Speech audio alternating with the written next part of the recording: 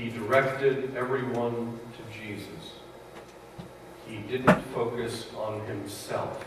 As great as he was, and the crowds were coming out to him in the countryside. He was very famous. He worried King Herod. The crowds are pouring out. He's a prophet. There's a prophet out there. He doesn't talk about himself. He doesn't say how great he is. Look at the crowd. Look at the crowds I've got here. Look at the attention. Look how famous I am. No. He says, wait for Jesus. Someone much, much, much greater than me is coming. I'm not worthy to take off his sandals. He directed everyone to Christ, and his ministry, Christ's ministry.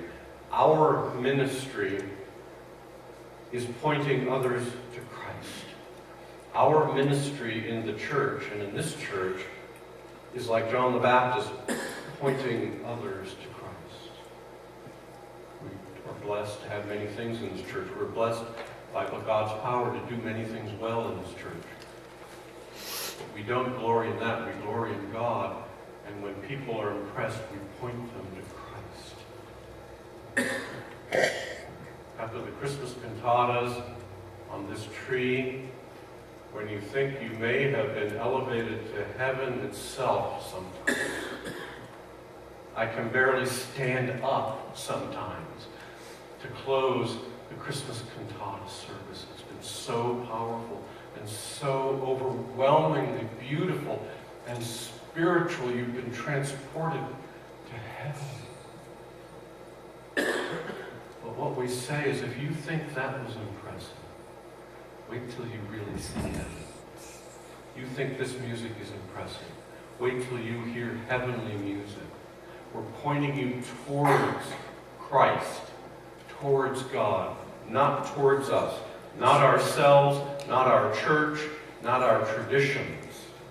And that's what John the Baptist did. He was a burning and a shining light. And finally, John's end, his death, is significant. A saint's life, as I have seen again and again and again, as I have sat at the deathbed, at the bedside of dying saints, and I've seen how God has taken them in their last moments. And don't think that there isn't a difference between someone dying with Christ and someone dying without Christ, because I've seen it. At the moment of death, you see the difference, and it is terrifying. Whether you are dying with the assurance of your salvation in Christ, or you are dying lost, and you know this is the end, the way a saint dies is very significant. John's end was in God's hands. As it says in Matthew 14, 3-11. For Herod the king had laid hold of John and bound him and put him in prison. John the Baptist died in prison.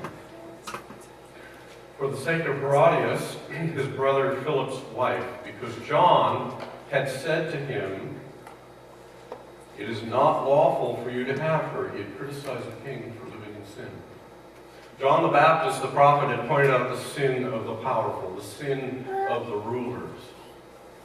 But everyone else was covering up, or justifying, or ignoring. John the Baptist was a prophet in pointing out sin in high places, including King Herod, saying, what you're doing is wrong. People in power don't like to hear that. People in authority don't like to hear that what they're doing is, they don't like to be criticized, especially by the likes of John the Baptist, wearing a camel hair coat, a leather belt, and eating raw honey. But who are you to be criticizing me? Put him in jail. So he had him put in jail, had him locked up. But when Herod's birthday was celebrated, the daughter of Herodias danced before them and pleased Herod. Therefore he promised with an oath to give her whatever she might ask. So she, having been prompted by her mother, give me John the Baptist's head here on a platter.